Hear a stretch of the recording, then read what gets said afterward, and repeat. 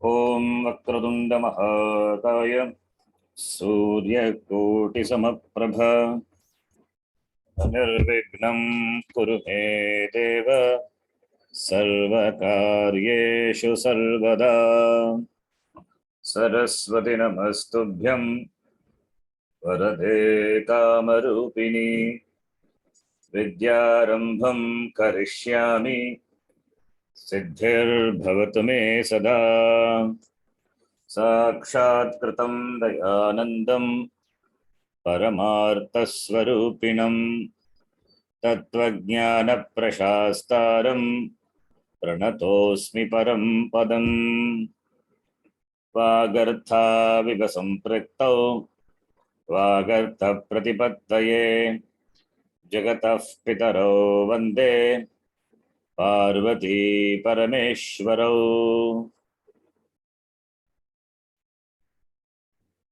एषः श्लोकः मया कृतः, मुक्तवान् किल, साक्षात्कृतं दयानन्दम्। आं महोदय। साक्षात्कृतं दयानन्दं परमार्थस्वरूपिणं तत्त्वज्ञानप्रशास्तारं प्रणतोऽस्मि परं पदम् इति पूज्य श्री स्वामी दयानंद सरस्वती प्रति मया रचितं। स एव मम गुरुः, गुरुनमस्कारः श्लोकः। अन्य पंचकमपि अस्ति। गुरुपादका स्तोत्रं श्रुतवती किं? गुरुपादका स्तोत्रम्। आं महोदय। नमो नमः श्री गुरुपादकाभ्याम् इति भवति। आं महोदय। शंकराचार्येण लिखितः श्लोकः गुरुपादका स्तोत्रम्। प्रत्येकं श्लोकस्य अन्ते नमो नमः श्री गुरुपादकाभ्याम् इति वाक्यं वर्तते। तद्वत् अहमपि एकं कृतवान् गुरुपादका स्तोत्रम् अस्माकं गुरुप्रति स्वामी दयानंद सरस्वती तस्मिन् प्रति एकं श्लोकं कृतवान्, प्रेषयामि, शृणोतु। मम एका छात्रा अस्ति, तया एव तदपि सम्यक् गीतं कृतं, सम्यक् गीतवती। प्रेषयामि, कक्षानन्तरं प्रेषयामि, कृपया। सम्यक् गानं कृतवती सा। अर्पितया मया प्रेषितम् इदं, यदि समयः अस्ति चेत् शृणोतु। अस्तु महोदय। येनाक्षरसमाम्नायम् अधिगम्य महेश्वरात् कृत्स्नं व्याकरणं प्रोक्तं तस्मै पाणिनये नमः। वाक्यकारं वररुचिं भाष्यकारं पतञ्जलिं पाणिनिं सूत्रकारं च प्रणतोऽस्मि मुनित्रयम्। ॐ सहना भवतु सहनौ भुनक्तु सह वीर्यं करवावहै तेजस्विनावधीतमस्तु मा विद्विषावहै। ॐ शान्तिः शान्तिः शान्तिः। एषः शान्तिपाठः, एषः अपि शान्तिपाठः एव। कृष्णयजुर्वेदस्य शान्तिपाठः। कृष्णयजुर्वेदस्य शन्नो मित्रः अपि शान्तिपाठः अपि अस्ति। सहना भवतु इति अस्ति वेदमन्त्रः। अतः स्वरः अस्ति, स्वरः अस्ति। स्वरानुसारम् एव तस्य मन्त्रस्य रटनं करणीयम्। भवत्यः जानन्ति किं, कथं रटनं करणीयम् इति? सहना भवतु। आं जी, भवान् पाठितवान् सरितः उदातः तस्मिन् पाठनसमये। इदानीं जानन्ति किं रटनम्? एकवारं कृपया रटतु मया सह। अस्तु। तत्तु शान्तिपाठः मन्त्रः एव। अस्मिन् पुस्तके मन्त्रपुष्पम् इति अस्मिन् पुस्तके सर्वे शान्तिपाठाः सन्ति। सकला भवतु इति शान्तिपाठः गुरुः तथा शिष्यः, गुरुणा सह शिष्यः अपि तस्य रटनं करणीयम्। ओम वदतु। अनुवक्तव्यं वा भवता सह वक्तव्यं वा महोदय? इदानीम् अनुवदतु, अनन्तरं अनन्तरं रटनं कुर्मः सर्वे। अस्तु महोदय। ओम सहना भवतु। ओम सहना भवतु। स अनुदात, ह उदात, ना स्वरित, लो मिडिल ऐ। सहना भवतु। सहना भवतु। द्विवारं रटतु। सहना भवतु। सहनौ भुनक्तु। सहनौ भुनक्तु। सहनौ भुनक्तु। नौ इति युक्ते किम्? आवाम्, अहम् आवां वयं मां मा आवां नौ नौ अस्मान्नः। तदेव द्वितीया विभक्तिः द्विवचनं नौ। द्विवचनम्। आवां भुनक्तु। कः? सः ईश्वरः परमात्मा। आवां भुनक्तु, आवाम् अवतु। अवतु इत्युक्ते रक्षतु, पालयतु। भुनक्तु इत्युक्ते अपि पालयतु एव। नरिश अवर माइंड्स। अवतु शरीर रक्षणं करोतु।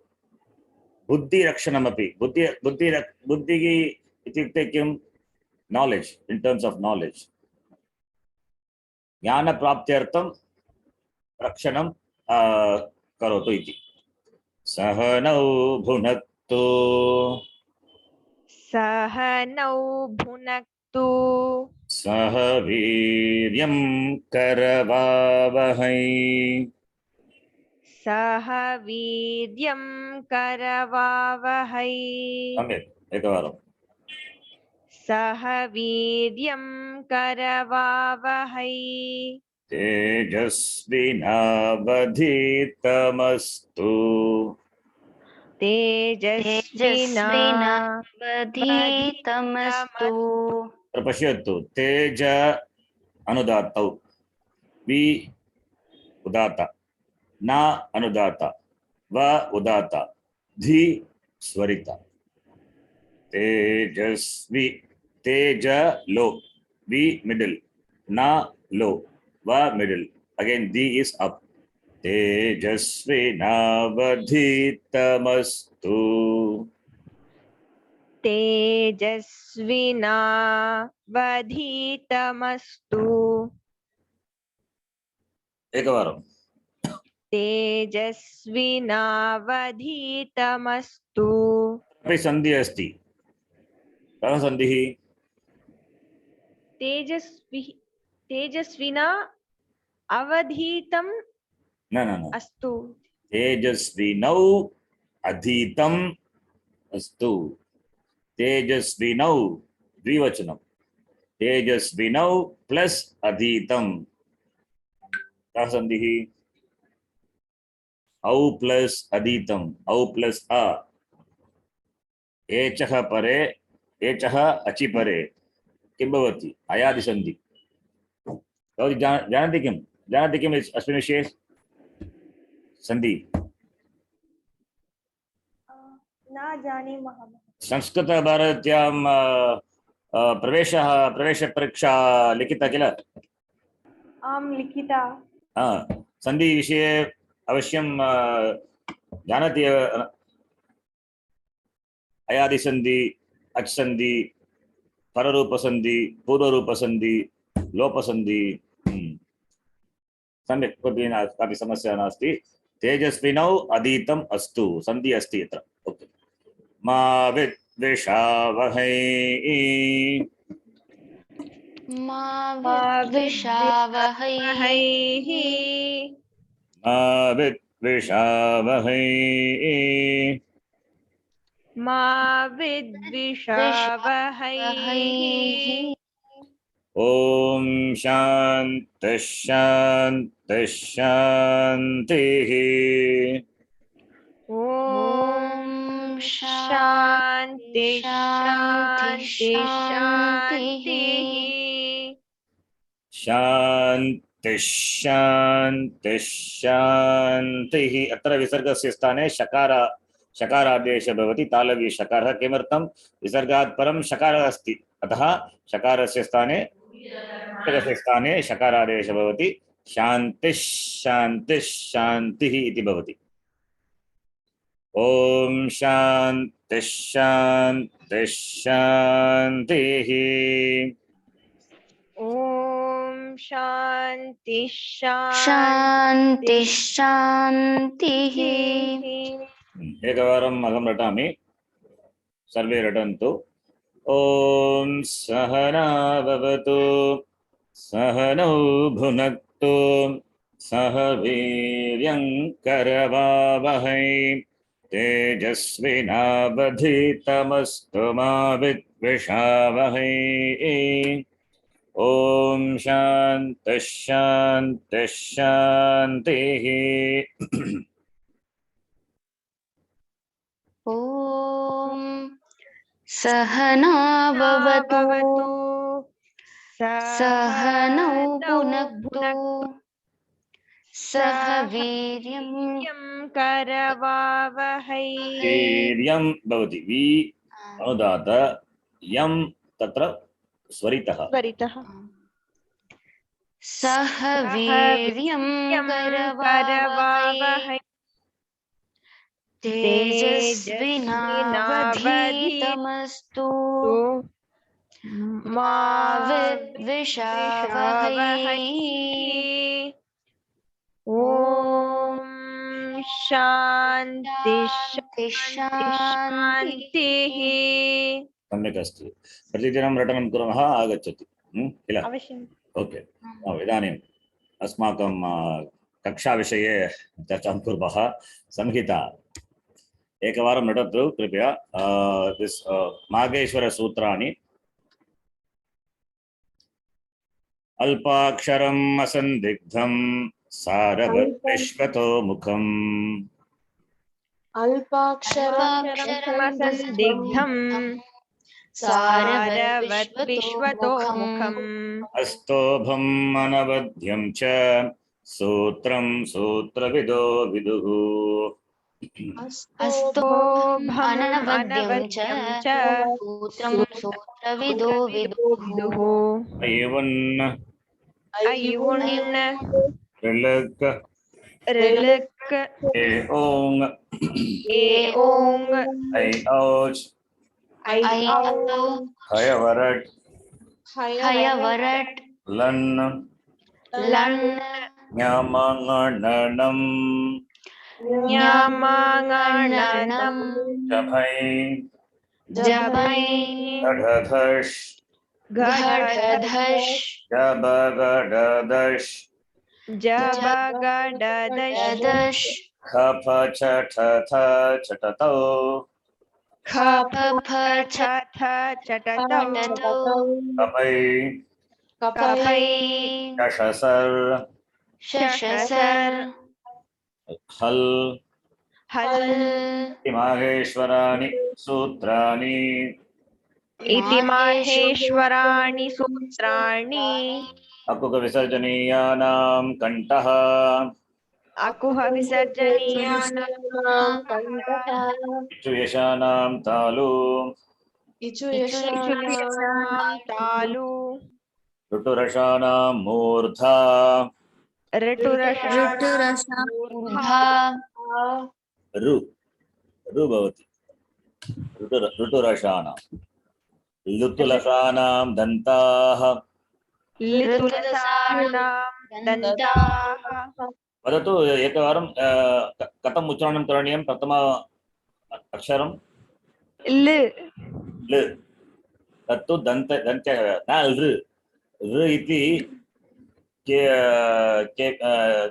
कश्चित् जनः वदन्ति लृ तत् तु अशुद्धमेव ल एव लृत् लसानां दन्ताः लितुलसां दन्ताः आङ्ग्लभाषायां ट्रान्स्लिट्रेशन् LRU इति लिखितं तत् कारणादेव केचित् वदन्ति लृ लृ तत्तु अशुद्धमेव ल एव तस्य उच्चारणं लृत् लसानां दन्ताः उपध्मानीयानाम् ओष्ठौ उपध्मानीयानाम् ओष्ठौ ञमाङणनानां नासिका च ञमाङणनानां नासिका च एदैतोः कण्ठतालु एदैतो कण्ठतालु ओदौ तोगो कण्ठ ओष्ठम् ओदौतोः कण्ठ ओष्ठम् वकारस्य दन्त ओष्ठम् वकारस्य दन्त ओष्ठम् जिह्वामूलीयस्य जिह्वामूल्यम्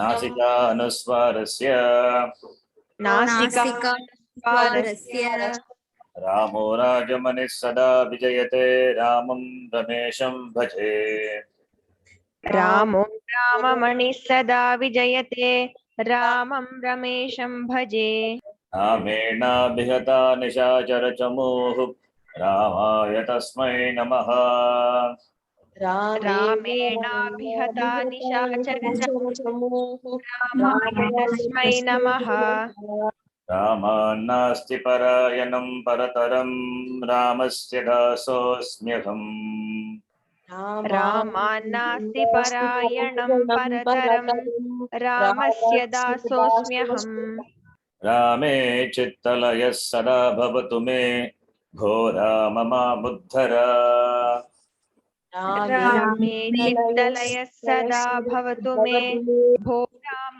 मामुद्धर इदानीं संगीता श्लोकः अपि पठनं कुर्मः संहितैकपदे नित्या नित्या धातूपसर्गयोः संहितैकपदे नित्या नित्याधातुपसर्गयोः नित्या समासे वाक्ये तु सा विवक्षामपेक्षते नित्या समासे वाक्ये तु सा विवक्षामपेक्षते इदानीं पूर्वकक्षायाम् अस्माभिः एतत् पठितं यत् सूत्रपाठे विभक्तीनां कः अर्थः इति षष्टिविभक्तिः इत्युक्ते षष्टिविभक्तिः इत्युक्ते स्थानिनः स्थानि जानन्ति स्थानि किमिति जानन्ति एव किल स्थानि इत्युक्ते किम् स्थानि आदेशः स्थानि चेत् replacing word letter स्थानि इस् यस्य स्थाने किञ्चित् विधीयते तत् स्थानि that in which something is ordained or that which is replaced, right? That is स्थानि स्थानिनः विभक्तिः का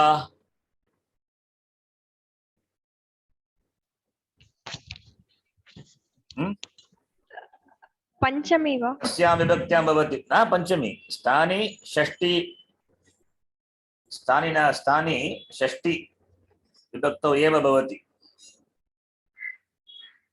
अस्तु महोदय पूर्वकक्षायां दृष्टं उदाहरणमपि अहं मया दत्तमेव किल षष्टि विभक्तिः आम् षष्टि विभक्ति सूत्रेषु यत् षष्ट्या निर्दिष्टं भवति तत् स्थानि एव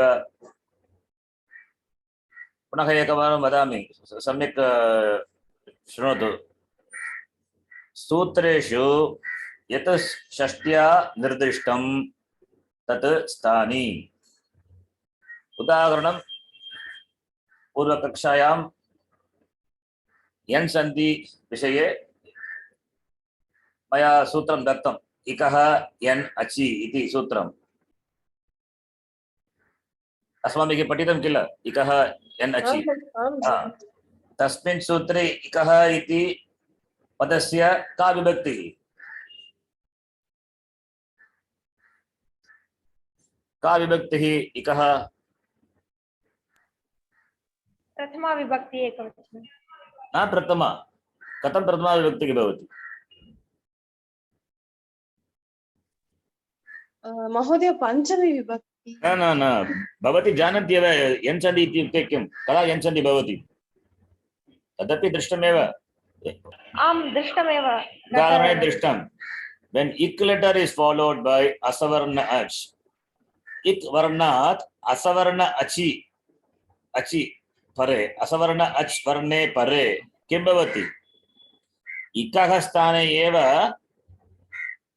इकः स्थाने यन् आदेशः भवति।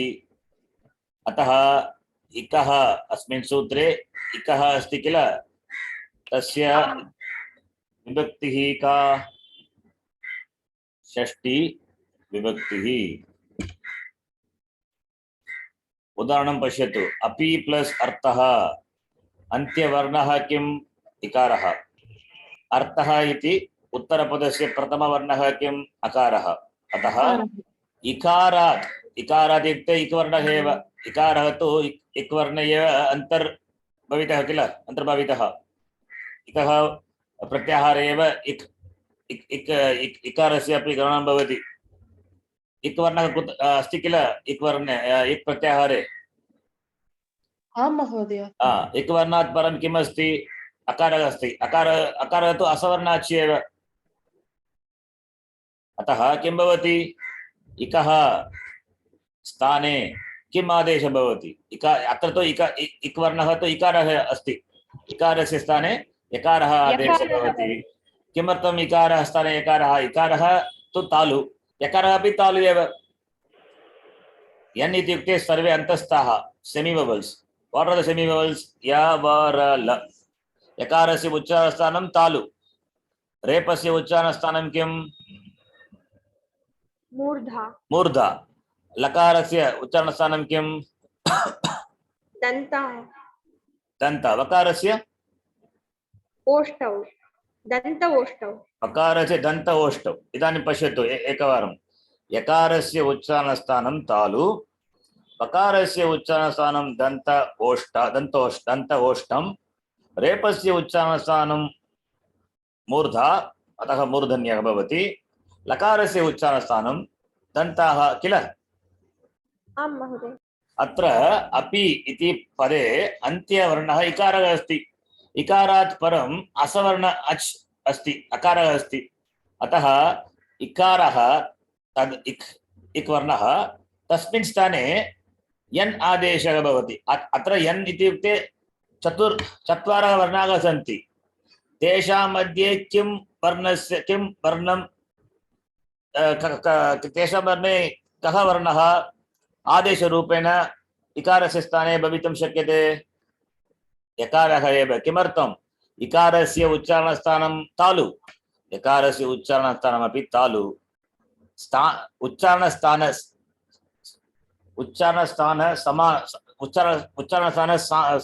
समानमस्ति किल, उच्चारणस्थानं समानमस्ति। अतः इकारस्य स्थाने यकारः आदेशः भवति। इकारस्य स्थाने वकारस्य आदेशः कर्तुं न शक्यते। किमर्थं? वकारस्य तु दन्त ओष्ठमपि अस्ति, ओष्ठमपि अस्ति। रेपस्य तु मूर्धन्य, लकारस्य तु दन्तः, अन्य उच्चारणस्थानं तेषाम्। अतः इकारः तु तालु, तस्मिन् स्थाने यदि आदेशः भवितुं शक्यते, यन् वर्णस्य आदेशः भवितुं शक्यते, तु यकारः एव भवितुं शक्यते। अतः एव इकारः तु इकः एव। इकः स्थाने यन् आदेशः भवति। तदेव सूत्ररूपेण पाणिनिमहर्षिणा दत्तम् इको यन् अचि इति। अतः सूत्रेषु यत् षष्ठी निर्दिष्टं भवति, षष्ट्या निर्दिष्टं भवति, तत् स्थानी इति नाम्ना ज्ञायते। That is what we call in English, sthani is place holder, that which is substituted. Understand? Spashtam. Yes, spashtam asti. So now when I ask you what is Sthani, you have to tell very clearly that which is in Shashti Vibhakti in the Sutra is called Sthani, right? Okay. And what is the Vibhakti of Adesha? Adeshasya ka Vibhakti?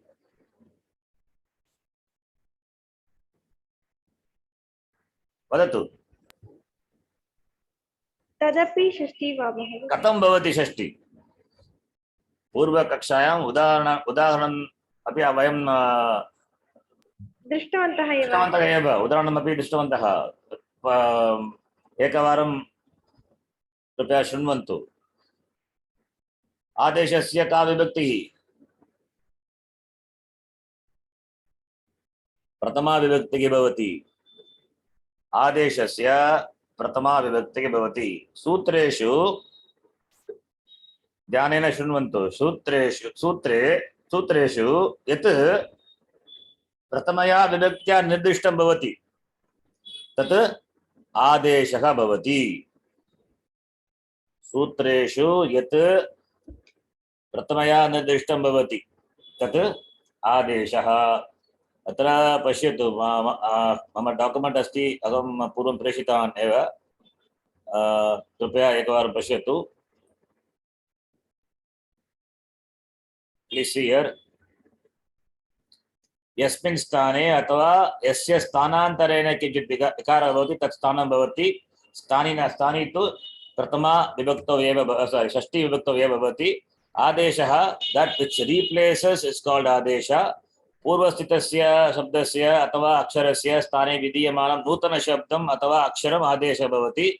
अभूत्वा यः भवति सः आदेशः, तस्य विभक्तिः भवति प्रथमा विभक्तिः. तस्य विभक्तिः भवति प्रथमा विभक्तिः. Now you please know it very clearly. Sthani is that which is replaced. Adesha is that which replaces. Right? Now, Shashti Vibhakti, the Sthani will be in Shashti Vibhakti. Adesha will be in what Vibhakti? प्रथमा विभक्ति. My teacher used to tell, should be your 2 AM question. You know what is 2 AM question? What is that?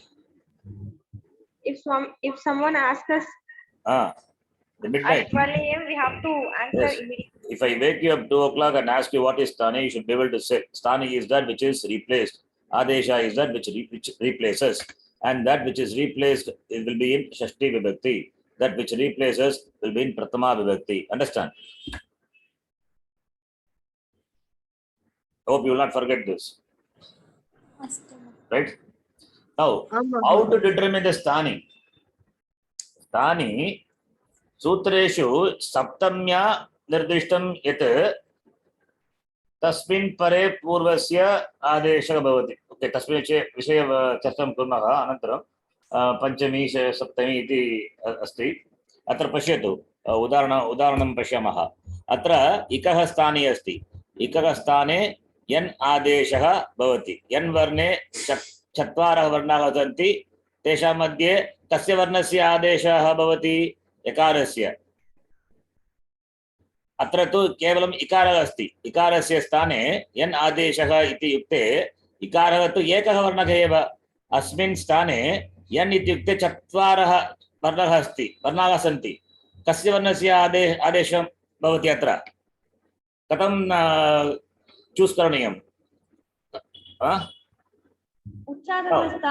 उच्चारणस्थानानुसारम् एव भवति. See, I'll give an example. Suppose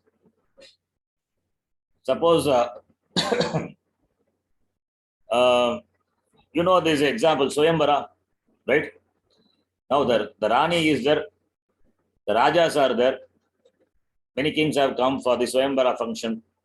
Now, the princess, how many people he can choose as a husband? Only one, right? Only one. She has got only one mala, so only one person she can choose. Now, Adesha, now Sthani is what? Husband, to be chosen. And Adesha, many people have come. So you have to choose one among the many. To your taste, to your liking, you have to choose. That is what happens here also. 4 people have come to your house as guests. Now only one chair is there. To whom will you offer the chair? You have to choose the eldest person, elderly person, or who is the most respectable person, right? That person alone you can allow the chair. Similarly here, the letter ikara is there. E is a ikara. E is a ik letter. Ikara is an ik letter. So that ik letter, ikara, to be replaced by n when we say, now you have to choose among the four only one. How do you choose? Based on uchcharana sthanam. That is why uchcharana sthana jnanam avashyakam. Right? अस्तु स्पष्टमस्ति तदर्थमेव प्रति कक्षायाम् अस्माभिः वयं रटनं कुर्मः शिक्षासूत्राणि अकुगविसर्जनीयानां कण्ठः किमर्थं रटनं कुर्मः ज्ञानार्थमेव उच्चारणस्थान ज्ञानार्थमेव सम्यक् अवगन्तव्यम् इकारस्य यकारः आदेश केवलं यकारस्य आदेश यकारः एव आदेशः भवति न तु रेप अथवा वकारः लकारस्य आदेशः न भवितुं शक्यते अत्र अस्मिन् उदाहरणे अपि अर्थः अस्मिन् उदाहरणे केवलं इकारस्य स्थाने यकार आदेशः भवति अत्र इकारः स्थाने इकारः तु इक् प्रत्याहारे भवति अतः इकः स्थाने भवति षष्ठी विभक्तौ एव भवति यन् प्रथमा विभक्तौ भवति इकः स्थाने यन् आदेशः भवति कदा असवर्ण अच्छी वर्णे परे यदि असवर्ण अच् follows then the ik letter will be replaced by n. That is what is called n sandhi. You understand? आं महोदय पुनः एकवारं वदामि कृपया शृणोतु n sandhi इति युक्ते सन्देः नाम एव n सन्धि किमर्थं n सन्धिः n एव आदेशः अतः अस्य सन्देः नाम एव n सन्धि इति अस्ति अत्र आदेशानुसारं सन्देः अपि नामः अस्ति नामकरणम् अस्ति अत्र n एव आदेशः अतः अस्य नाम n इति n इत्युक्ते किं याव रल अयवरट् लन् अस्ति किल सर्वे अन्तस्थाः स्वराः n वर्णाः ते एव आदेशरूपेण स्थानिनः स्थाने भवति अतः n सन्धिः इति नाम्ना अस्य सन्धिः ज्ञायते अत्र पश्यतु आङ्ग्लभाषायाम् अत्र लिखितम् इक् इस् फालोड् बै असवर्ण इक् इत्युक्ते इकारस्य इक् प्रत्याहारे के वर्णाः सन्ति इ उ ऋ लृ इ इत्युक्ते तस्य दीर्घस्यापि ग्रहणं भवति ऊकारस्यापि ग्रहणं भवति तद्वदेव ऋकारस्य लकारस्य अत्र इदानीं कति वर्णाः सन्ति इक् प्रत्याहारे कति वर्णाः सन्ति वदतु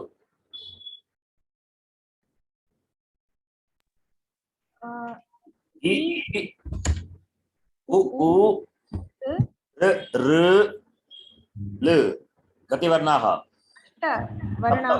सप्तवर्णाः सन्ति तदेव स्थानि इति इक् वर्णाः सन्ति इति एतेभ्यः वर्णेभ्यः असवर्ण अच् इत्युक्ते सर्वे स्वराः तत्तु असवर्णे सति असवर्णे स्वरे परे किं भवति इ ई इकारः तथा दीर्घ इकारः तस्मिन् स्थाने यकारः आदेशः भवति उ तथा दीर्घ ऊकार तस्मिन् स्थाने कस्य आदेशः भवति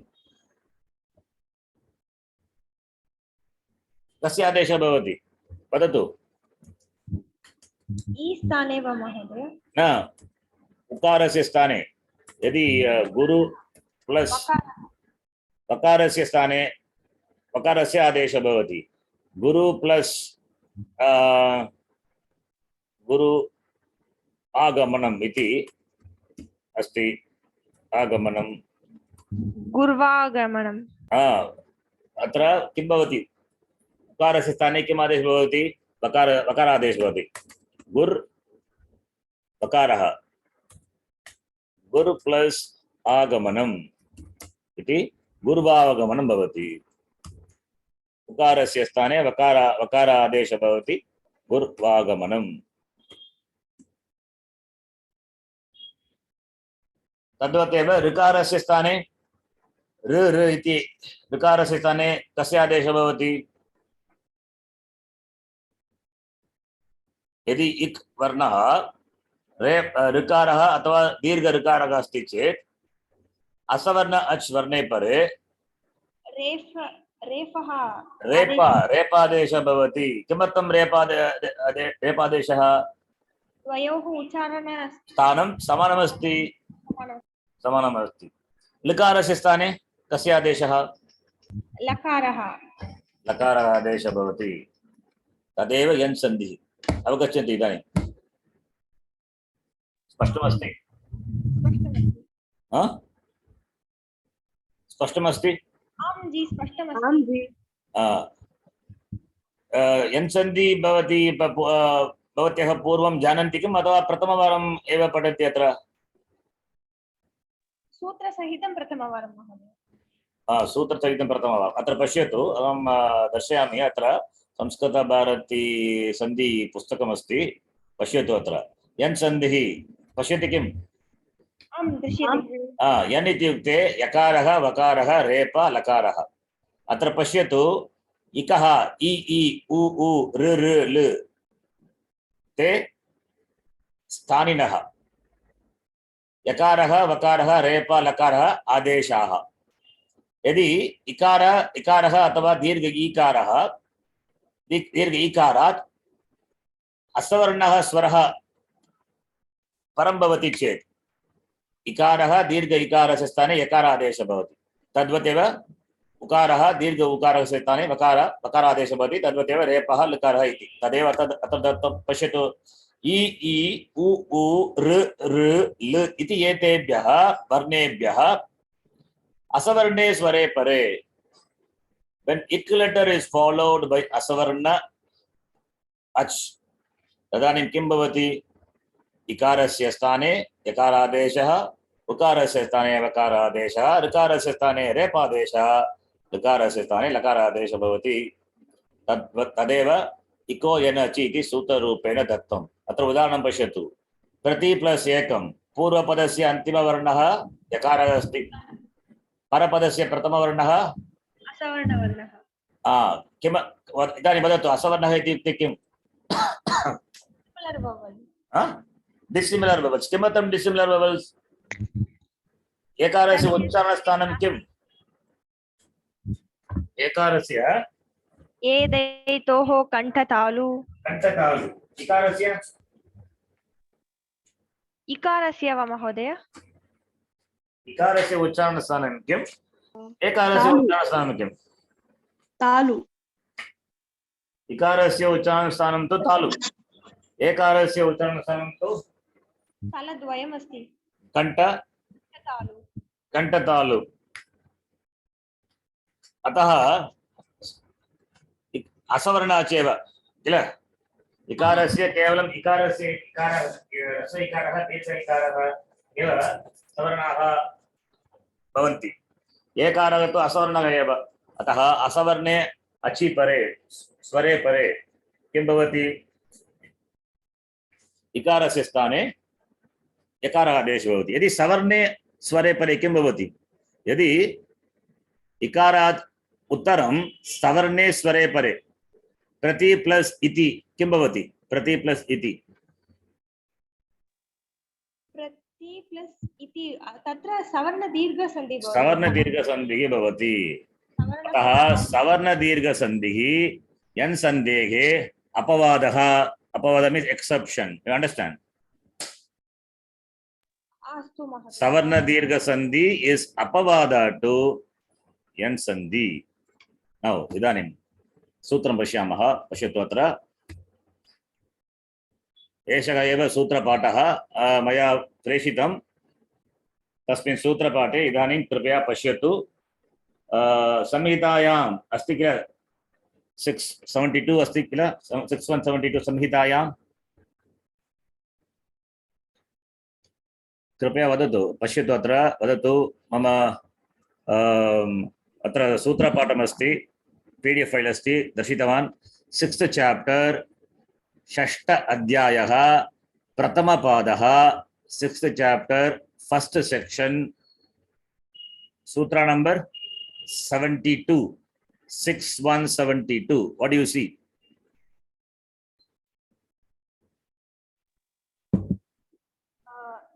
ह्रस्व 72 अस्ति अत्र पश्यतु। संहितायां संहितायां, संहिता इत्युक्ते किं? पूर्वं सन्धिः संहिता इत्युक्ते सन्धिः, परसन्निकर्षः संहिता इति। संहिता इति संज्ञासूत्रमपि अस्ति, तदपि दृष्टमेव। परसन्निकर्षः संहिता, the close proximity of letters and the resulting the change, the parivartanam, the karya is also known by the word sandhihi. So samhita iti sanya, eka sanya asti, parasannikarsha samhita.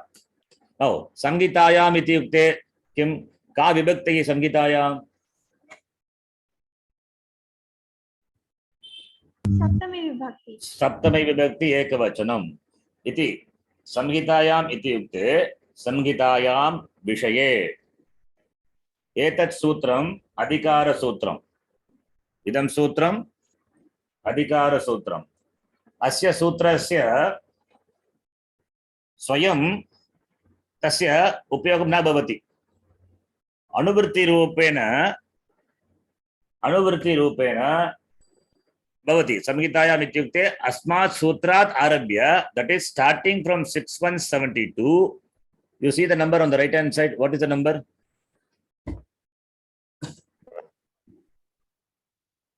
Please tell, you have to respond, and only I know whether you follow me or not. What is the number on the right hand side? Do you see the number on the right hand side of that sutra, Samhitayam? What is the number? 158 158, right? So starting from this sutra, that is Samhitayam 6172, you please note the chapter number. 6th chapter. What pada? Pratama Padaha, अत्र पश्यतु उपरि अस्ति, Ashtadhyayi सूत्रपाठः, 6th chapter, 1st section, 72nd सूत्र, संहितायाम्। अस्मात् सूत्रात् आरभ्य 6158, 6th chapter, 1st section, 158 सूत्र पर्यन्तं वर्तमानानां सूत्राणां विषयः किं? सन्धि, संहिता इति। अस्मात् सूत्रात् आरभ्य 158 इति सूत्रपर्यन्तं यत् वक्ष्यते तत् संहितायां विषये एव इति ज्ञातव्यम्। You understand? What is mentioned in this range, starting from this sutra up to the 158th sutra, the topic is what? Samhita. So this is Adhikara Sutra. Adhikara means topic. The topic of discussion. The topic is called Adhikara. So Samhitayam is an Adhikara Sutra. 158 you see here. Anudatam padam eka varjam iti sutra paryantam yat vakshyate tat Samhitayam iti ज्ञातव्यम्। संहिता इति युक्ते किं? परसन्निकर्ष संहिता इति। संहिता का इति व्याख्यातमेव, पूर्वं दृष्टमेव किल? You follow what I am saying, all of you? Please respond. Yes, no. So what is Adhikara Sutram? Samhitaya means what? Adhikara Sutram. What is Adhikara Sutram? topic Topic. So we have seen, I told you in the beginning, what are the types of sutra? Adhikara Sutra, then Vidhi Sutra, then Apavada Sutra. Only 3 types of sutras I told. There are other types. Niyamana Sutras are there, Atidesha Sutras are there, regarding which we will discuss when the opportunity comes. Not required now. If I tell you everything now, you will get confused. So 3 important the names you can remember. One is Adhikara Sutram. Adhikara Sutram iti kim? topic which Topic. And Vidhi Sutram? Vidhi means rule. Niyama Sutra. This is Vidhi means rules. That is Samhita, that Iko energy, etc. All these are Vidhi Sutram. Right? Vidhi Sutram means what you will have. You will have Sthani and you will have Adesha. Sthani will undergo change depending on what follows or what precedes. Right? And Sthani is indicated by either by that which is in Panchami Vibhakti or that which is in Saptami Vibhakti. And Sthani will be in Shashti Vibhakti. And that which replaces Sthani will be in Pratama Vibhakti. Please remember this. I gave the example in the last class. Your house is located before that house, her house, and right after her house. So your house has got a reference. The reference is either your house located after her house or before her house, right? When you say after that will be in Panchami Vibhakti. So Sthani is nirdishtam either by the padam in the sutra in Panchami Vibhakti or the padam in the sutra in Saptami Vibhakti. Right? Now Shashti Vibhakti, Panchami Vibhakti, Saptami Vibhakti, and Pratama Vibhakti. These Vibhaktis are used in the sutra. That much you must know very clearly. Yes? Yes. Ji. So, what you have to know, what are all the Vibhaktis used. In fact, Tritiya Vibhakti also is there. We will discuss that later. So, Pratama Vibhakti will be there. Shashti Vibhakti will be there. Panchami and Saptami. Not that all the Vibhakti, the words must be there. In the sutra, these are the Vibhaktis used. Tritiya Vibhakti also. Now, we know very well, just now we discussed, Sthani will be in Shashti Vibhakti and Adesha will be in Pratama Vibhakti. And to know the Sthani is located, the Sthani is indicated by that which either in Panchami or in Saptami Vibhakti. Example, just now we saw eco energy. In the sutra, eco energy, where ik is the Adesha, Do you see the sutram here? Ikaha yan achi. Yes. Where ik letter, that ikaha is the Sthani. How do you know that the Sthani? Sthani is indicated by what? What is the Vibhakti of ikaha? Sashti Vibhakti. What is the Pradipadikam? Ik. Decline like what Shabda? Maruta Shabdaha. Marut Shabdas, Panchami Vibhakti, Shashti Vibhakti is what? Marutaha. Similarly, ikaha here also can be Panchami or can be Shashti, right? Am ji. Why don't you say it as Panchami Vibhakti? Why you say it as Shashti Vibhakti? We can say because here Saptami Vibhakti is there. Right? Because Saptami Vibhakti is there, that which precedes Saptami Vibhakti will be Shashti Vibhakti. Sthani is indicated by that which is in Saptami Vibhakti. Then where the Sthani would be? The Sthani must be before that which is indicated in Saptami Vibhakti. Example you see, Api plus Artaha here. Here, ikaha, that is ikaha is Shashti Vibhakti. And a is, that is ach letter, achi. It is Saptami. So here, where is the letter ikara? Before or after akara? Where is the letter ikara with reference to akara? Purva Varanaha is Akaraha. Purva, it is before, right? Yes. So, therefore, here the akara that is a part of ach letter that is in Saptami, that tells you that Sthani is located before. You understand? Logic. Yeah. Ji, I have a doubt. Yes. This rule is applicable everywhere or only here? Sorry? Is this rule is applicable everywhere or only here? This rule is everywhere. Okay. Then you may ask what happened in Savana Dirgha. We will see that. Don't worry. Huh? In Savana Dirgha Sandhi, in Guna Sandhi, Vriddhi Sandhi, what happens? We have to talk about that. We'll discuss that. But this is universal. This is everywhere. So sthani in a sutram, sthani is indicated by that which is in saptami vibhakti. So when saptami vibhakti is there, then sthani is located before that.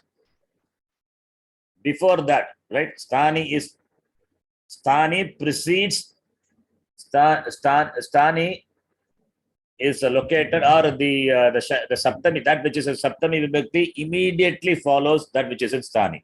Anyway, you can say, but you have to understand what I am saying. Doubt is there, please ask. So the sutram, with the sutram and with the example, you compare and understand. The sutram, ikaha is sthani, that ikaha is, ik letter is here, and achi, that is, which is a saptami vibhakti, that akara, which is ach letter is here. Now e plus a, that is it plus ach. E plus a is it plus ach. Now with reference to ach, where is sthani? Before. The sthani is located immediately before that which is in saptami vibhakti. What is the saptami vibhakti? Ach letter.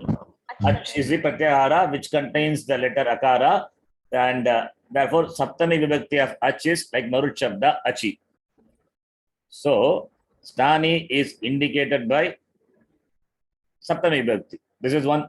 Similarly, sthani can be indicated by that panchami vibhakti also. If it is panchami vibhakti, sthani will follow that. Okay, that example we will see later. First, you understand this, how to interpret the sutram.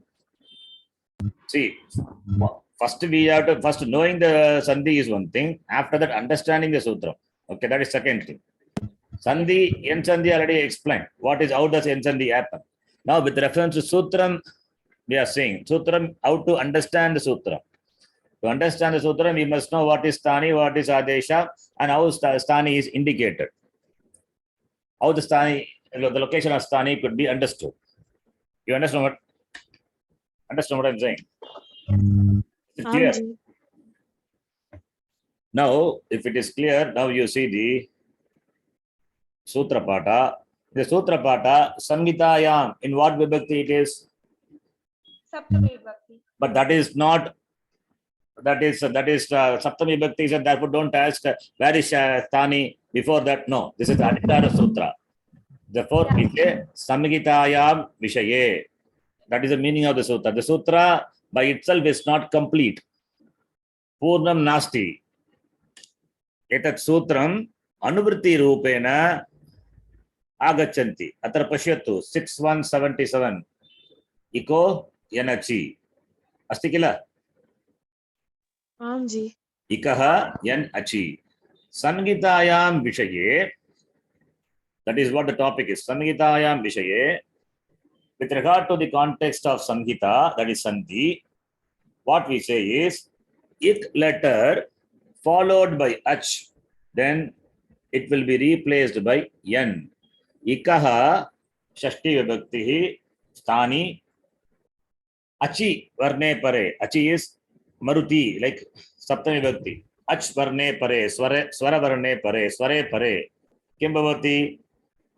Ikaha sthane yan adeshah bhavati.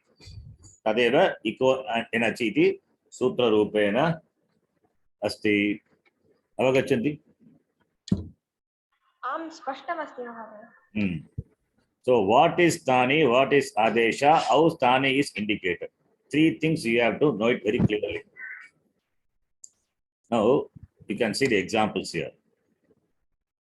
Atra pashyatu footnote. Iko enachi 6177. Ikaha sthane ityukte ikaha eva sthani.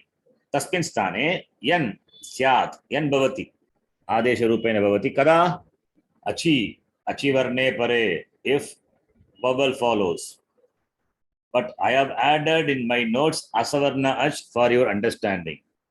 If I say ach follows, ik letter followed by ach includes ikara also. If e plus e will come, then what would happen?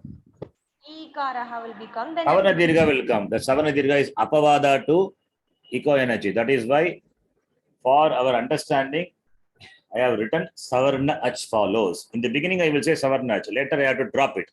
Because yan sandhi, between Yan Sandhi and Savana Dirgha Sandhi, there is a relationship. What relationship? Utsarga Apavada relationship. You understand Utsarga Apavada? Utsarga is, now all the students in the class wearing white dress will be given apple. That is Utsarga Vidhi. Now, those who are wearing yellow, they will be given orange, Apavada. So, Utsarga, Apavada. What is the first instruction? All students must be given apple. Those who are Yellow dress, you can wear them, give them orange. Apavada. Similarly, here also. So, then why did you say all students will be given apple? Come on, please listen to the next statement. Those wearing orange will be given orange. That is Apavada. Similarly, here also, Ikaha Yenachi, when we say Ik letter followed by Ach letter, that Ik will be replaced by N. But Ach includes Ikara also, it's Savarna also, E related, Savarna also is included in Ach. When that letter follows, what will happen? Savarna Dirgha Sandhi will happen, that rule will apply. That rule will overrule this rule. You understand? That is why it's called Apavada. Spashtamasti kim? spashtamasti. So therefore the sambandha Yan Sandhi tata Savana Dirgha Sandhi madhye kaha sambandha iti jnatavyam. Kaha sambandha? Ussarga Apavada sambandha asti. Right? Mahoday ekah sandehah asti. Yeah. इको यणचि इति सूत्रम् अस्ति किल वयं नियम विधिसूत्रम् इति consider कुर्मः वा नो चेत् विधिसूत्रमेव तत्तु विधिसूत्रमेव कोऽपि संशयः नास्ति विधिसूत्रमेव ओ तर्हि इकस्थाने किञ्चित् आदेशः विधीयते किल विधिसूत्रमेव विधिसूत्रम् इत्युक्ते आदेशरूपेण स्थानिनः स्थाने आदेशरूपेण भवति आदेशरूपेण किञ्चित् वर्णानाम् आदेशः भवति वर्णस्य आदेशः भवति किञ्चित् वर्णस्य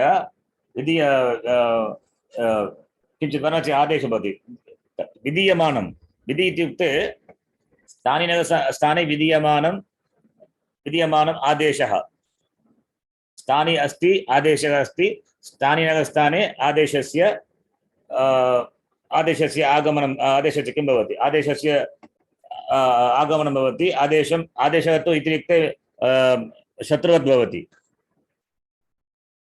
भवति अतः तस्मिन् स्थाने आदेशः भवति विधीयते आदेशः विधीयते स्थाने आदेशः विधीयते यदि कोऽपि विधिः विधीयते चेत् तत् तु विधिसूत्रमेव विधिरूपेण यदि कोऽपि आदेशः विधीयते चेत् तत्तु विधिसूत्रमेव अतः अत्र इको एनचि विधिसूत्रमेव स्पष्टमस्ति महोदय इदानीं तद्वर्थम् तद्वत् एव दीर्घसन्धि अपि विधिः एव विधिसूत्रमेव किन्तु संहितायाम् अधिकारसूत्रम्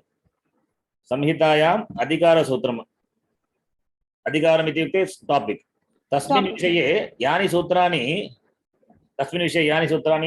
अधः पठितानि तानि सर्वाणि विधिसूत्राणि एव अत्र 6177 इको एनचि तत्तु विधिसूत्रमेव संहितायां विषये यदि इकः वर्णात् अचि परे यन् आदेशः भवति इति विधिः अस्ति इकः स्थाने यन् विधीयते अतः विधिसूत्रं भवति किल आं महोदय स्पष्टमस्ति इदानीम् अत्र एकं विषयमपि अस्ति पश्यतु अत्र इको एनचि इको इत्युक्ते इकः एव तत्रापि सन्धिः अस्ति भवती जानन्ति एव कथं भवति इकः इको इति विसर्गस्य स्थाने ओकारः विसर्गस्य स्थाने ओकारः किन्तु न ओकारः उकारः भवति उकारः भूत्वा अनन्तरं गुणसन्धिः भवति अतः इको इति रूपं सन्धिविच्छेदं कृत्वा इकः एव भवति अत्र इकः यन् अचि अत्र पश्यतु चि बोल्ड लेटर अस्ति किल ची आम जी letter chi is a bold letter dark letter right but not only the letter chi that achi is in bold letter that a is as combined with the purva letter nakara plus akara it has become na n plus achi that achi is in bold letter okay Sutra number is Sutra Sankhya is 6177. And Achi is in bold letter. Do you see Achi in bold letter? Yes or no? Yes. Am Mahodaya. That Achi, you see the number 125. On the right hand side number is there? 125. Yes. This Achi, it goes as Anuvritti up to 125th Sutra. What does it mean? What is Till 125th Sutram, the Sutram explains using the Ach. yes, the Swara. Achi, it goes as Anuvritti for the successive sutras up to 125th Sutra. Understand? That Achi, it is Patitam, Asmin Sutra eva Patitam. 6178 Kim Sutram asti? Echo Yava Yava asti kila?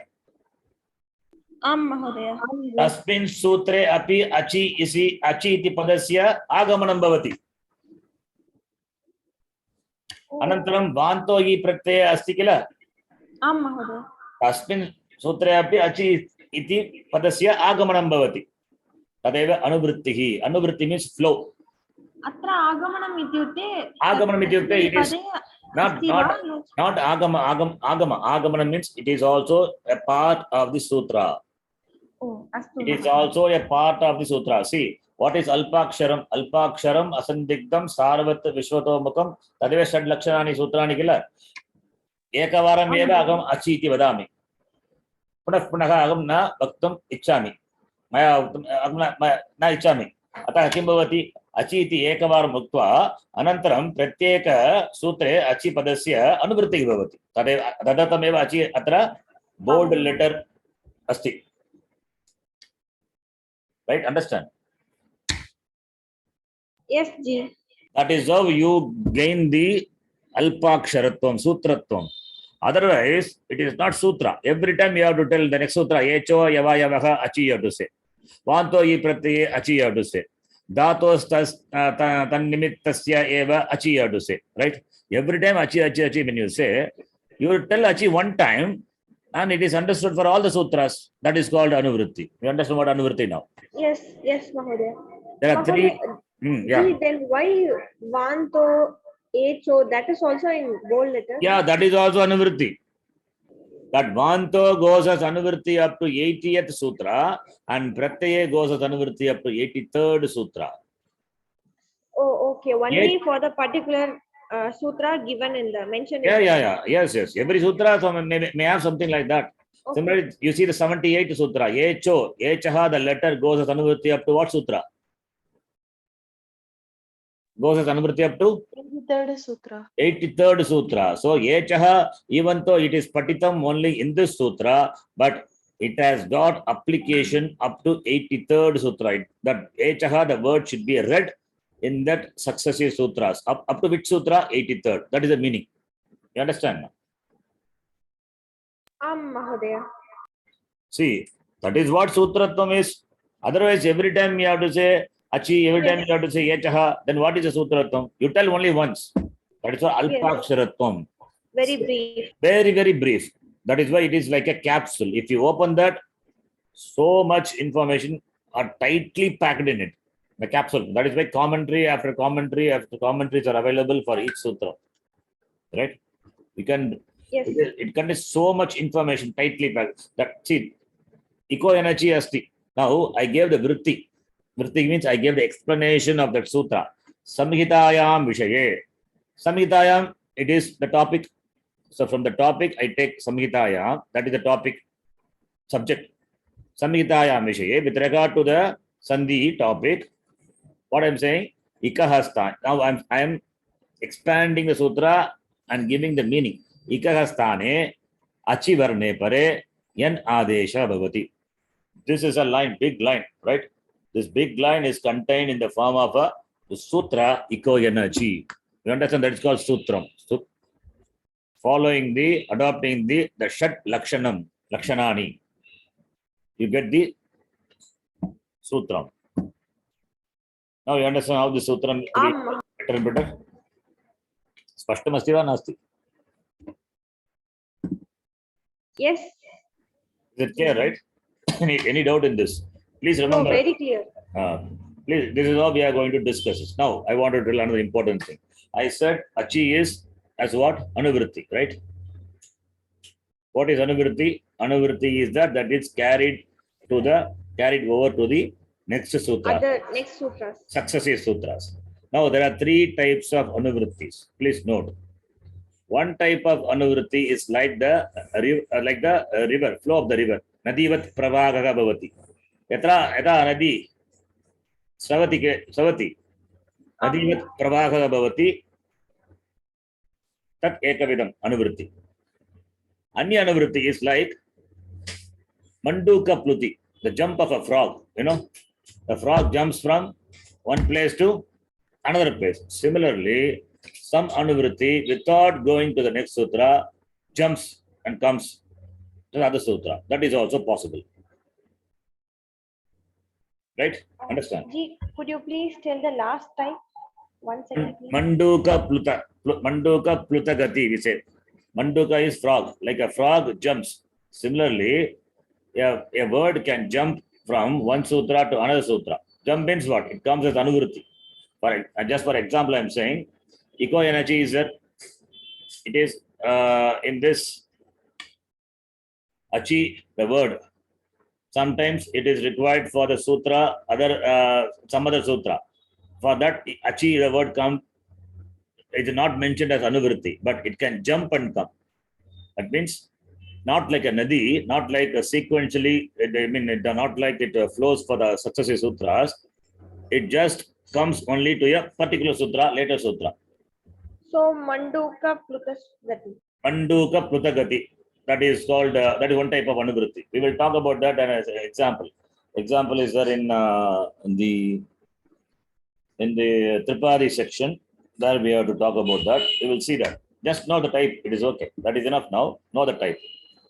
Then the next type is the third type of anuvritti. Anuvritti, generally we know anuvritti flows in the forward direction, right? Yes, ma'am. But anuvritti can flow in the reverse direction also. Who is it? How is that? Like what? Examples we'll see later. Just, I will give the sutra example I will give later. But I will give an example to understand how is it possible. Like a lion. Have you seen how the lion walks? Yes. Not just the lion walking in the forward. Lion, it will walk for some distance, then it will turn back. Lion walks for some distance, then turn back. Similarly, the anuvritti can turn back and go to the preceding sutras also. That is called Simha Avalochana Vida Anuvritti. So there are three types of anuvritti. But the most common anuvritti, what you will see is Nadi Pravahavat, like a Nadi, the river, the flows down. Similarly, a word flows down from one sutra to the successive sutra. That is a common one you will see. Manduka pluti also it is there. That with the context come we will see. Another type of anuvritti is like a lion seeing back. When it moves forward, it will see back. It will see behind also. So that is another type of anuvritti. So three types of anuvritti. Is it clear? Yes. Yes, Mahodaya. Just know the three types of anuvritti. In detail, only one type of anuvritti is important, which is that is Nadi Pravahavat anuvritti. That alone you know it. Other two types, when the context come, we will see. Don't worry about that. Just know. Yes. Okay. Yeah. So, idanim अस्माभिः एतत् पठितं षष्ठी विभक्ति स्थानी इति किम् आदेशः इति किं स्थानिनः कथं स्थानिनः कथं तस्य कथं सूत्रे ज्ञातव्यं यदि पंचमी विभक्ति चेत् अथवा सप्तमी विभक्ति चेत् पंचमी विभक्ति चेत् पूर्वं भवति सप्तमी विभक्ति चेत् परः भवति स्थानि आदेशस्य प्रथमा विभक्तिः भवति संहितायाम् इति अधिकारसूत्रमपि दृष्टं सो अधिकारसूत्रम् इत्युक्ते टापिकल सूत्र इदानीं वयं संहिता विषये एव चर्चां कुर्वन्ति अतः संहितायाम् इति अत्र अधिकारसूत्रम् इदम् अधिकारसूत्रम् अस्ति अधिकारसूत्रं अस्मात् सूत्रात् आरभ्य अप टू 158 सूत्रपर्यन्तं गच्छति। अस्मिन् अधिकारे यानि कानि सूत्राणि अत्र सन्ति ते तु सन्धिविषये एव भवति। अतः संहितायाम् अत्र 6177 इको अचि इति यन् सन्धिः अस्ति। इकः स्थाने अचि परे यन् आदेशः भवति कदा संहितायां विषये इति एतत् सूत्रस्य अर्थः। स्पष्टमस्ति? इको यन् अचि स्पष्टमस्ति महोदय। अनन्तरम् अनुवर्तेः अनन्तरम् अनुवृत्ति विषये अपि त्रिविध अनुवृत्तयः सन्ति। नदीवत् मण्डूकप्लुत गतिः सिंहवत्। Yes, that's all. I think we can stop here. You can actually understand now sutram. So Samhita, it's an important sutra. You need to note the number also. 6172. Visaptati Samhitayam. So 3 types of sutra. Adhikara sutrani, Vidhi sutrani, Anantaram Apavada sutrani. Right? आम् महोदय। एकं सूत्रम् अन्यस्वरमपि पश्यामः। अनन्तरं एचो अयवयवः अस्ति किल, तदपि सुलभतया ज्ञातुं शक्यते। एचः अयवयवः, एचः इत्युक्ते किं? संयुक्त अक्षराणि ए ऐ ओ औ किल। एचः मिश्रस्वराः। एचः अचि अत्र अनुवृत्तिरूपेण आगच्छति अस्मिन् सूत्रे अपि 6178। एचः अचि परे किं भवति? एचः अचि परे किं भवति? एचः इत्युक्ते ए ओ ऐ औ। एचः तु अत्र का विभक्तिः? एचः षष्ठी विभक्ति एव। षष्ठी विभक्ति, अतः स्थानी। अतः स्थानी। एचः स्थाने अचि परे किं भवति? अचि परे एचः स्थाने किं भवति? आदेशः अच् भवति वा? आदेशः कथम् अच् भवति? अच् तु परे भवति। अचि परे परवर्णः तु अच् भवति। आदेशः किम्? अयोगवः। अयवायावः भवति। इत्युक्ते कः अर्थः महोदय? सम्यक्। अत्र पश्यतु, अयवायावः अत्र अस्ति। अयवायावः सन्ति 6178 अयवायावः। एकनिमिषम्। अत्र पश्यतु, वर्ड फाइल अस्ति किल अत्र। आम् जी। H letter is followed by H. एचः अचि परे कुत्र अस्ति? अचि सूत्रे अचि अस्ति किम्? नास्ति। इको अनुवृत्तिरूपेण अत्र आगच्छति। अनुवृत्तिरूपेण अत्र आगच्छति। एचः अचि परे।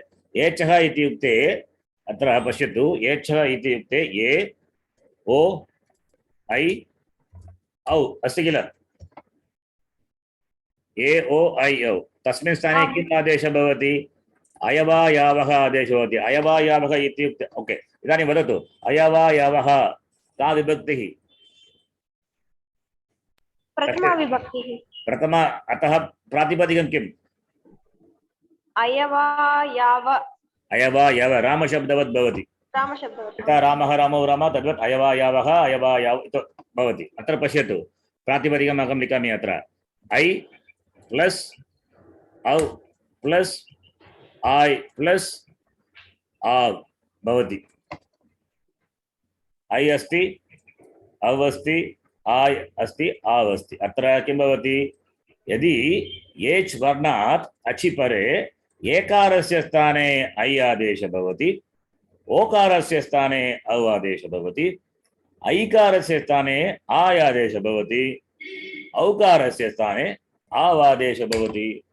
यथा अत्र 4 वर्णाः सन्ति, आदेश स्थानी भवितुं शक्यते। तदनुसारमेव अत्रापि चत्वारः आदेशाः अपि सन्ति. Now it's like that 4 people have come to the house and you have got 4 chairs. So what you will do? You will give them, each one of them, one chair. That is what happens here. Yes, according to their The order, according to first one, first letter is A, that is replaced by the first Adesha. If A letter is there, ucharaha. According to the ucharana. there is no Ucharanam here. Here there is no Ucharanam.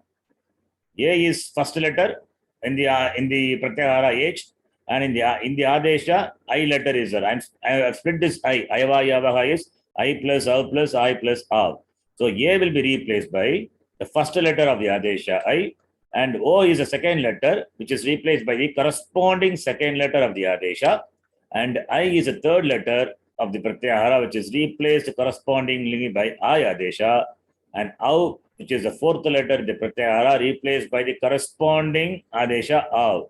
That is called Ayava Yavaha Ayadi Sandhi Athava Ayava Yava Sandhi. अस्तु महोदय, अस्माभिः तद् स्थानीविषये आदेशविषये स्पष्टमस्ति इति कारणेन एकं सूत्रं झटिति एव ज्ञातवन्तः. ज्ञातुं शक्यते. एका सन्धि. अत्र अचि इति पदम् अनुवृत्तिरूपेण पूर्वसूत्रात् आगच्छति. एचः इत्युक्ते षष्टि विभक्तिः, अतः स्थानि. एचः स्थाने अचि परे, अचि इत्युक्ते स्वरवर्णे परे, कोऽपि स्वरवर्णे परे किं भवति? तेषां स्थाने, कस्य स्थाने, केषां स्थाने? एचः स्थाने. एचः इत्युक्ते तत्र चत्वारः वर्णाः सन्ति किल, क्रमेण अयवायवादेशः भवति. कदा? संहितायां विषये. संहितायाम् इति अधिकारसूत्रमस्ति. संहितायां विषये एव एतावत् आदेशः विधीयमानं भवति. अतः एतत् सूत्रमपि द्विसूत्रमेव, तदेव आयादिसन्धिः इति नाम्ना कथ्यते. Right? Now we have seen 2 sutras now. One is Yan Sandhi, other one is Ayadi Sandhi. Now we have got some knowledge about Sutra Pata. Ji. Is it helpful? Yeah, very helpful. So now we can please see the Sutra Pata in this section. Try to understand. You don't have to read anything new. Just go through what I teach, what I taught so far. That much you have to do. You have to remember when I ask you next time what is Stani, what is the Vibhakti of Stani, what should be the Vibhakti, and what is Adesha, what should be the Vibhakti, and how the Stani is to be identified in a sutra, and what are the Anuvrittis possible for a sutra, under which Adhikara it comes. This you must be able to answer. Right? So you have to go through the recordings again and take notes. Sure. And I have sent all the notes. In fact, notes are there. I have prepared this notes. I have prepared in the form of a table, which I sent you already. The table will be very useful. The table has got the meaning in English. A sutram also is there, and sutra number also is there. In addition to that, you please see the Samskrita Bharati, the Samhita Sandhi book. That book also I have sent you that. In that, it is very clear. Sutram as given as a footnote. He has not explained based on sutra.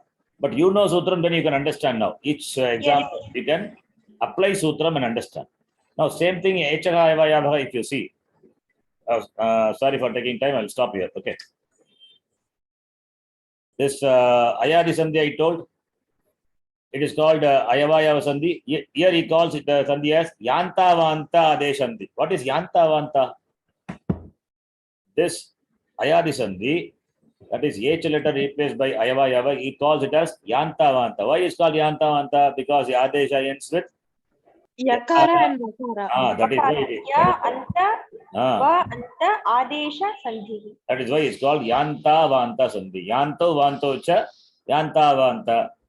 Te eva Adesha Rupena Atra Agachanti Echagastane Atha Yantavanta Adesha Sandhi. So there are many names. You can call it as Ayadi Sandhi. Ayadi is simple. Or Ayavayava Sandhi you can call. Or Yantavanta Adesha Sandhi you can call. All mean the same Sandhi. Okay. Clear? Ji. Now you see the box which is at the beginning, that there A, I, O, O. These are the Stani. First row. And second row are the Adesha, corresponding Adesha. A replaced by I replaced by I is given. When does it happen? when it is followed by a swara ach. That is what is given here. A I O au iti etebhyah varnebhyah sware pare ekarasya sthane I adeshah aikarasya sthane ay adeshah okarasya sthane au adeshah tata aukarasya sthane av adeshah bhavati. Ji, I have a doubt. Yes. Is here also the swaraha means only asavarna swaraha or any swaraha? Any swara. Yes, good question. Not as ko yanachi. See, A followed by any H. Even A followed by A. Very good question. A followed by A, what will happen? You see the example here. Down. You can see the example.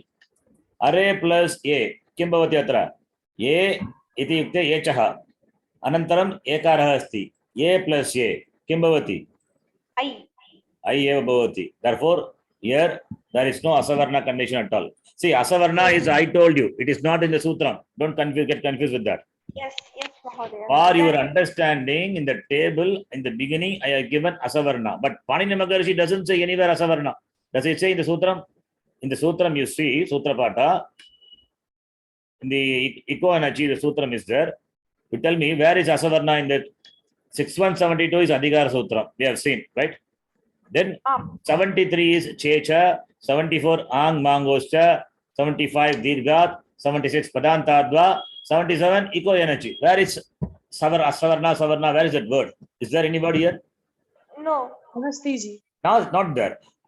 But I told you for your understanding. In fact, Savana Dirga Sandhi, you know where it is? You see 101. Where is 101? Here you can see on the right hand side. My cursor is there. You see? Akas savarane. Akas atrayeva savarne iti shabdasya Pada upayogah asti. उपयोगम् अस्ति. अत्रैव सवर्णे अस्ति. अत्र तु सवर्णे, अत्र सवर्णे नास्ति. So akah savarne, the ak letter followed by savarna, you will get dirghadesha. Here ik letter followed by ach is there. Ach includes evu rule also. So when there's a possibility ikara can be followed by ikara, in that case what will happen? Will you do yan sandhi or will you do dirgha sandhi? What you will do? You will do Yan sandhi. no, e followed by e or e followed by e. Dirgha sandhi eva. Therefore dirgha sandhi is where So according to the paravarnaha, we are indirectly understanding that savarnaha or asavarnaha. Is it not? Yeah, if ikara followed by ikara is savarna only, right? Ikara is savarna. But the sutra doesn't say savarna or asavarna. But akka savane dirgha, it tells when akka letter is followed by savarna, then dirgha adesha will come. Therefore, 61101, that savarna dirgha sandhi is apavada to iko yanach. Understand? Yes, Mahodaya. See, okay. If you want to explain more clearly, No, now it's very clear, Mahodaya. can I take another 5 more minutes? Yes, please. Is it all right? To all of you? Have you got any class? Ji. So talk Our next class is only at 12 p.m. Mahodaya. So can I take more time now? Little more time, not much. Okay, don't do, yeah. Another 5 minutes. I also have to go. I got my puja. So now, let me. You see my screen? Ik plus ach. Right? Now, please see, watch it carefully. Here, what are the ik letters? E, then U, then R, then L. These are the letters, right? Then what about ach? What about all letters, right? Then A means A or A also, right? Similarly, E is E also. Up to like that. Up to which one? Au, right? Oh, yes. So all the possibilities are there. Here also, E means E or E, right? U or U. R or R. What about L? L, does it have a long one? No. No, Mahodaya. So that these are the possibilities covered in the Iko Yanachi Sutra, right? All these possibilities are covered. Yes or no? Yes. Now, this possibility includes a possibility of Ivarna followed by Ivarna, right? Yes, right. Similarly, Uvarna followed by Uvarna also is included here. Yes, possible. Possible, right? Similarly, Rivarna followed by Rivarna also is included in this, right? Yes. Similarly, Livarna followed by Livarna is also included in this, right? Yes. Yes. If E followed by E, U followed by U, R followed by R, L followed by L, then what sandhi will happen? Savarna Dirgha Sandhi will happen. But this sutra where Panini Maharishi has said, it followed by Ach only is said. Ach means all the vowels. So when these possibilities are there, then will you do Yan Sandhi or Ach Sandhi and Dirgha Sandhi? E followed by E, what Sandhi you will do by this sutra? Dirgha Sandhi. By this sutra I am asking, Iko and Achi. E, Ivarna followed by Ivarna, Uvarna followed by Uvarna, what Sandhi you will do? By this rule, Yan Sandhi. Yan Sandhi. You will do Yan Sandhi. If you do Yan Sandhi, then there is another sutra which says Akvarna followed by Savarnak, which says what are Ak letters? A, then E, E, then U, U, R, L. L. So here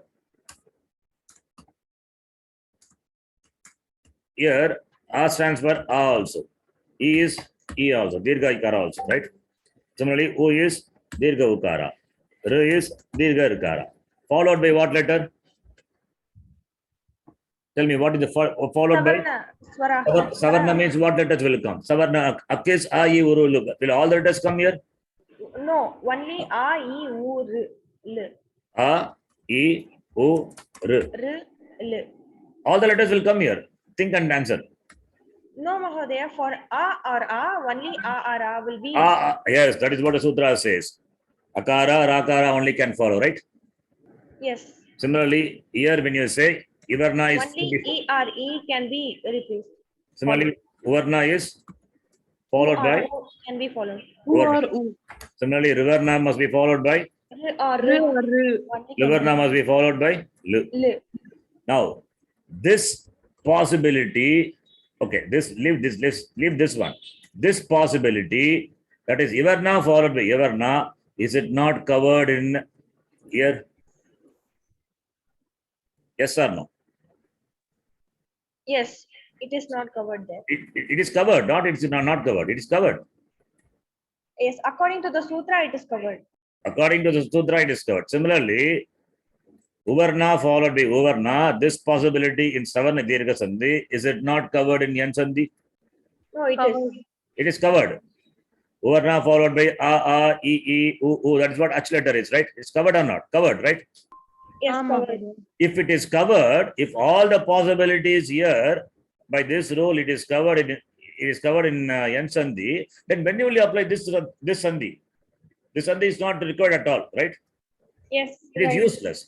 Therefore, we say this Sandhi is Apavada to Dirgha Sandhi is Apavada to Yan Sandhi. So, therefore, when there is a possibility, when Ivarna is followed by Ivarna, don't apply Yan Sandhi, apply Savarna Dirgha Sandhi. You understand the relationship now? Mahodaya. Idanim Vedaha Samyak Jnayate. Right? The possibilities are a subset of eco energy, but it cannot apply because Kastavani Dirgaha is Apavada. Apavada always takes precedence. Please note that. Apavada kicks out the Utsarga Vidhi. Therefore, the relationship between eco energy is Savarna Dirgha Sandhi is Utsarga Apavada relationship. Even that eco energy covers all the possibility of Savarna Dirgha Sandhi. Therefore, when the possibility comes, Savarna Dirgha Sandhi will overrule Yan Sandhi. Yan Sandhi. You understand now? Mahodaya. This is what it's about Sutra, Utsarga, Apavada Sutra, right? So, Yes. now you see the Sutra Patam, you will understand. Where is the word Savarna? Savarna at all, it is not there. For your understanding, I said Savarna, etc. Okay. Yes. Okay. Here, the Sutra 677, eco energy only is there. There is no mentioning of the word Savarna. The Savarna, the word is there only in 107, where it is said, Akaha Savarne Dirgaha. When Akka letter is followed by Savarna Ak, then Dirga will be the Adesha. Ak letter, for Ak is there, and Ik letter is a subset of Ak. So Ak covers the possibility of Ik. So when Ik letter is followed by Savarna Ik, then Dirga Sandhi only will come, Iko Enachi will not come. That is the relationship. Astu I Mahoday. hope it's clear to you, right? Yes, very clear. Very good. So we'll stop here. Anybody, Kausalya ji, Shambhavi, and Eureka, others, please ask if you have doubts. अस्तु जी. Is it clear? Yes, Namaste ji. Aam ji, it's clear. I will upload this in my channel. You please go through that. Have doubts? Please ask. Anytime you can ask. Sure ji. And this table is there with you. The table has got the extracted meaning of the sutra. The table contains the extracted meaning of the sutram. So Sandhi also you can learn, and sutram also you can learn. In fact, this table is for those people who don't know sutra. For the first time they are learning Sandhi, for them only this table is prepared. But you are learning sutram also. Therefore, don't literally take the meaning of the sentence here. Here I have modified for the sake of the new students who are totally new to Sandhi. So that is why when you see in Sandhi, I have written Asavarna. But Panini Maharishi has not mentioned Asavarna in the rule. I have mentioned because for the beginners, how do they know that Akasavani Dirgha is Apavada to Yen Sandhi? Do they know? They can't understand. So that's why I wrote here, when Ik letter is followed by a dissimilar H. So dissimilar image, I am negating the possibility of Savarna. When Savarna comes, what rule will come? Savarna Dirgha Sandhi will come. Understand? Aam ji. Okay, so you make use of this table and understand the table also properly, how to use the table. And the sutram part, I have explained what it is, how to interpret the sutram. So we can stop here. And two sutras we have seen. One is Yan Sandhi. I explained the words of the Yan Sandhi. Another one is Savarna Dirgha Sandhi. Next class tomorrow, we will see the other Sandhis. Right? अस्तु महोदय. Yes. Om Purnamadah Purnamidam Purnat Purnamudachyate Purnasya Purnamadaya Purnamevavashishyate. Om Shanti Shanti Shanti. Harihi Om Shri Gurubhyo Namaha. Harihi Om. This is the fourth class I'm doing in the morning. My throat is gone. Oh, sorry, Mahodaya, we have to. It's okay. You understand it is a math. Okay. And you need to unmute your mic. This is an interactive session. So you understand or not, how do I know? Asking doubts, clarifying.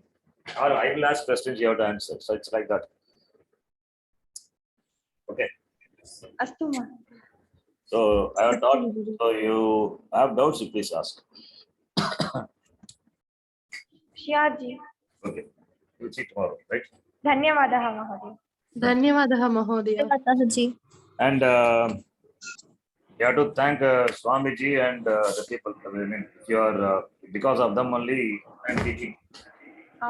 गुरोः गुरुः अस्माकं गुरुः अपि. Yes. Yes. धन्यवादः. Thank you. धन्यवादः. धन्यवादः जी.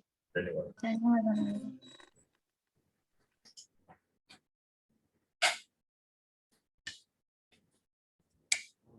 मुरुगा.